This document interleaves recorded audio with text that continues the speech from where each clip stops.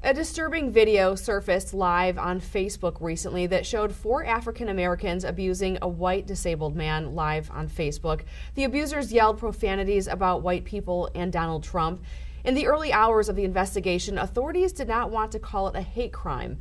Now we know the suspects have been charged with a hate crime, along with a slew of other charges. Joining us now to talk about this is former prosecutor turned criminal defense attorney Julie Rendelman.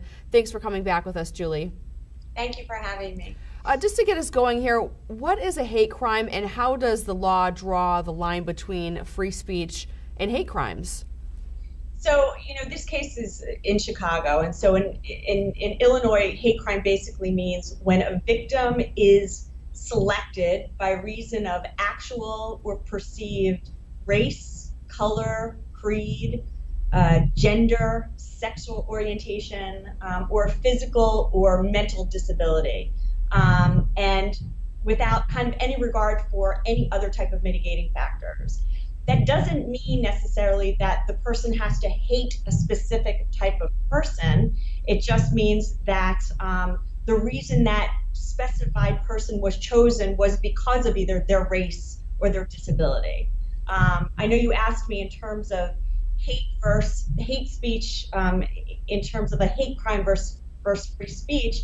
You have to realize that they're not punishing a person for merely making a speech that is hateful. They're punishing a person for committing a crime along with that crime being incorporated with some type of choosing of an individual because of either their ethnicity, their gender, or anything of the like. You mentioned the victim, and he is a white, mentally challenged man. The perpetrators are 4 African Americans.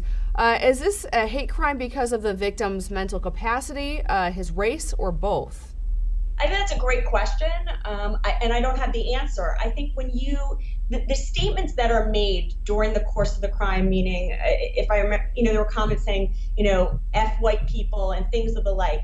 Obviously, that in and of itself doesn't prove that it's a hate crime towards someone who is white, but it's certainly relevant evidence to show that. At the same time, keeping in mind that when I say this doesn't have to be actual hate, if you pick on a disabled person because you think you can get away with it because they're disabled, that is a hate crime. And so you don't necessarily have to hate someone who's disabled. And so there is something that there's distinguishing when you use the word hate, because it can be unclear to the average person who's listening to what that type of crime means. So are hate crimes that are motivated by disability covered the same as hate crimes motivated by race?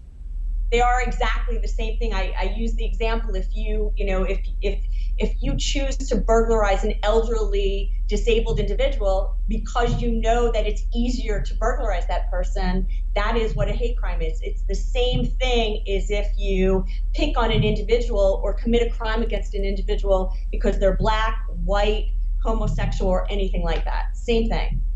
So this unfortunate crime happened in Chicago, like you mentioned.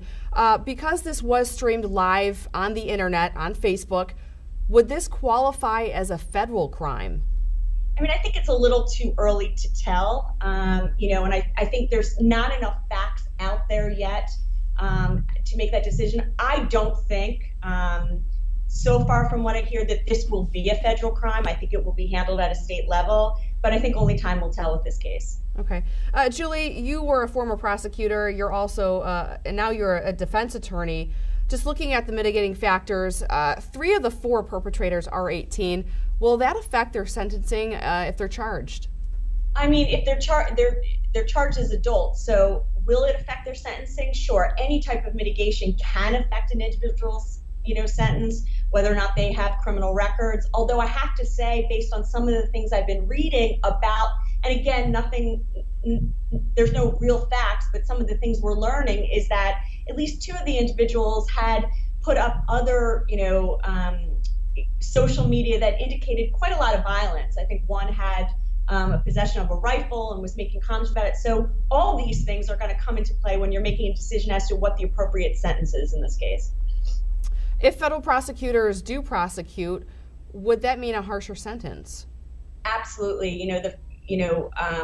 if I were the lawyers for the defendants, I would be pushing to make sure that this does not go federally, because the sentencing guidelines are much stiffer than they are many times in state cases.